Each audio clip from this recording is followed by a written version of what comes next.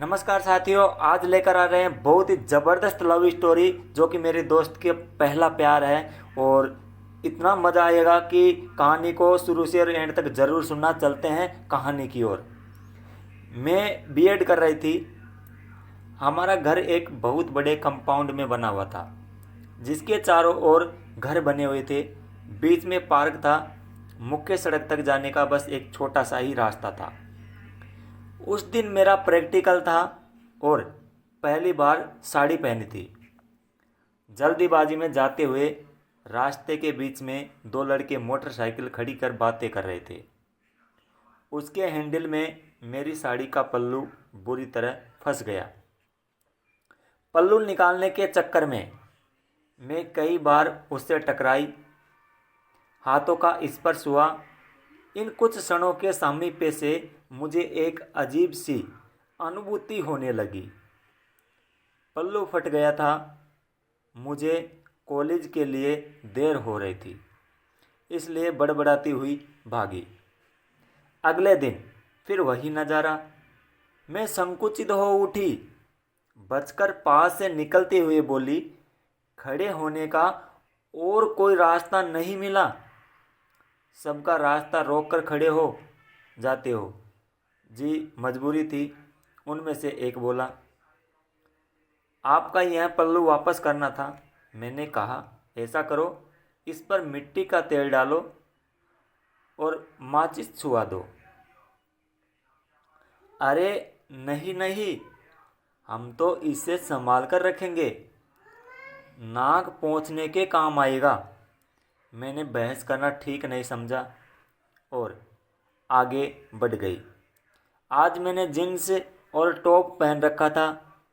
मैं चुपचाप निकल रही थी कि उसने टोका, आज आपने साड़ी नहीं पहनी? क्यों? मैंने उसे घूरा। बोला, आप पल्लू उड़ाती हुई चलती है ना? मेरी मोटरसाइकिल कह रही थी, अगर अब पल्लू फंसे तो मेरी झाड़ू पोंछ के लिए रखना। थोड़ा आगे बढ़ी तो उसने पूछा, आपका नाम क्या है? क्यों बताऊं? मुझे आपसे कोई फ्रेंडशिप तो करनी नहीं है। वह बोला, चलिए मत बताइए, वो तो हम मालूम कर ही लेंगे। अच्छा, कौन से स्कूल में पढ़ती हैं आप? स्कूल में? मैं कॉलेज में पढ़ती हूँ। लगता तो नहीं, वह शरारत से बोला। और आप आप तो लगता है प्राइमरी भी नहीं पढ़े।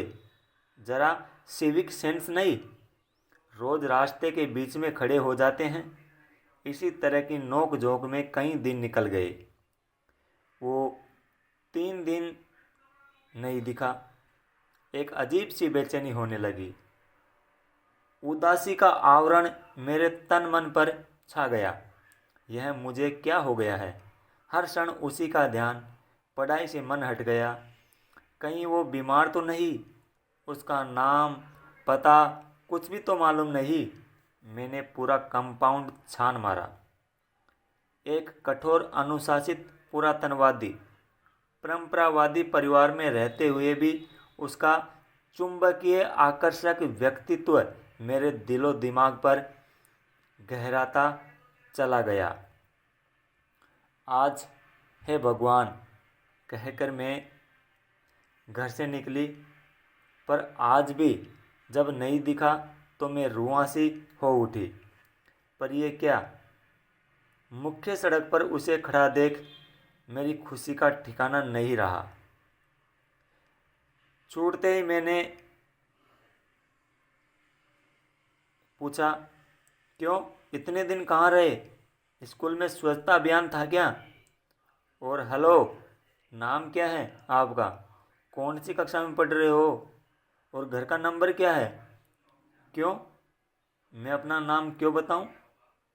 मुझे आपसे कोई फ्रेंडशिप तो करनी नहीं है। घर का नंबर क्यों पूछ रही हो? अपनी डोली मेरे घर लानी है क्या? अरे हटो जी, यह है मुँह और मसूर की दाल। मैं कॉलेज चली गई। अगले दिन मिला, कहने लगा, मैं मसूर की दाल खाकर आया हूँ। मेरा हाथ पकड़ा और एक पर्चा थमा दिया। मैंने सोचा जरूर यह प्रेम पत्र होगा।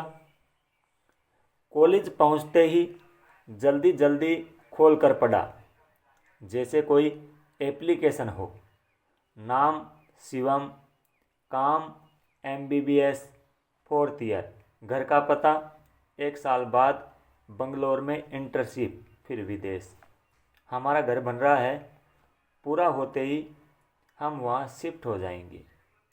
ना संबोधन ना समाप्ति, मेरे स्वाभिमान को चोट पहुँची। भावनाएं आहत हो उठी, अपमान सा लगा। अगले दिन मिला तो बड़े रोब से बोला, बैठो मोटरसाइकिल पर, आगे जुलूस निकल रहा है। मैं मजबूरी में बैठ तो गई, पर डर गई कहीं कोई देख न ले। थोड़ी दूर जाते ही उसने एक झटके से मेरा हाथ अपने कंधे पर रख लिया। बोला, मोटरसाइकिल पर बैठना नहीं आता क्या? पहली बार बैठी हो? रास्ते में न जाने कितनी बार झटके लगे।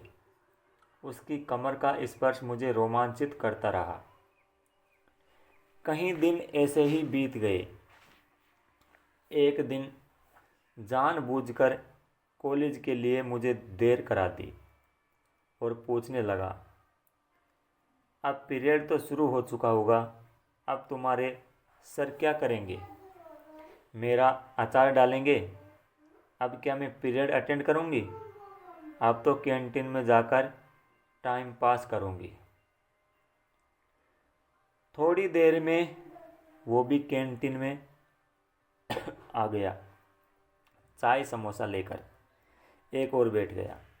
जाते जाते कह गया, मेरा पेमेंट कर देना। मैं एकदम चिल्ला पड़ी, क्यों भाई, मैं क्यों दूंगी तुम्हारे पैसे? अरे वाह, रोज़ मोटरसाइकिल की सवारी करती हो, एक दिन चाय नहीं पिला सकती? मैं बोली, कल से किसी डॉक्टर ने कोई बिठाना अपनी खटारा पर। मैं पेमेंट करने कैंटीन बॉय के पास गई तो उसने बताया, पैसे तो वो साहब दे गए हैं। समय बीतता गया, उनका घर बन गया, वो शिफ्ट हो गए। गृह प्रवेश पर मैं भी गई। पूरे फंक्शन में वो मुझे इग्नोर करता रहा। कॉरिडोर में सामना होते ही उसने कहा, इतनी सज संवर कर क्यों आई हो? सज संवर कर? अरे भाई, फंक्शन में आई हैं। मैं बोली, ओहो, मैंने समझा मुझे दिखाने आई हो। कोई गिफ्ट विफ्ट भी लाई हो या यूं ही खाली हाथ? लाई हूँ ना। मैंने अपने पर्स में से एक पुराना पेन निकाल कर दिया।